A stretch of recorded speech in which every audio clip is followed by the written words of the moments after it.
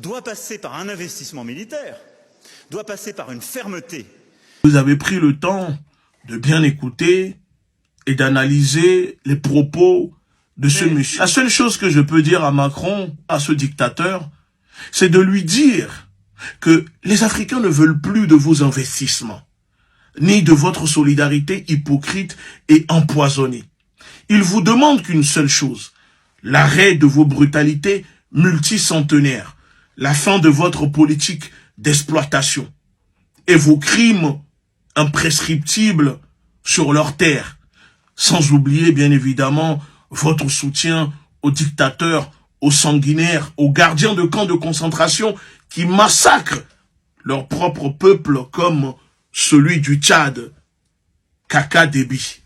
La seule chose que les Africains vous demandent, c'est France must go. La seule chose que les Africains vous demandent, c'est de vous occuper des problèmes des Français. Parce que vous êtes élu en tant que président de la France et non président de l'Afrique. Vous n'avez pas à vous en gérer dans leurs problèmes. Mais ça fait combien de temps que le problème sécuritaire ou les problèmes de famine, vous le citez dans la vidéo, perdurent maintenant sur le continent? Vous n'avez jamais rien fait. Pire, nous sommes tous au courant que c'est vous qui êtes responsable de tout cela. Bien évidemment, avec la complicité de vos valets locaux, de vos sous-préfets. Les Africains vous disent ceci. La France n'est pas la solution. L'Europe n'est pas la solution. Au contraire, vous êtes les problèmes des Africains.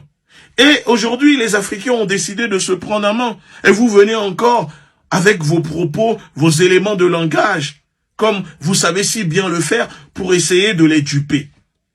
Pourquoi cela? Tout simplement parce que aujourd'hui, l'Afrique est actuellement au cœur d'une violente bataille géopolitique entre le bloc occidental et le bloc de l'Est. Parce que cette guerre qui se déroule entre ces deux blocs favorise aujourd'hui la renaissance du véritable panafricanisme grâce aux panafricanistes révolutionnaires comme nous. Et c'est cela en réalité qui vous inquiète. Et si vous n'êtes pas capable de dire la vérité aux Africains, alors nous autres, nous allons le faire. Aujourd'hui, l'Afrique est à nouveau au centre des enjeux de la politique mondiale. Mais cette fois-ci, la différence est que cette politique mondiale se fera avec les Africains dans un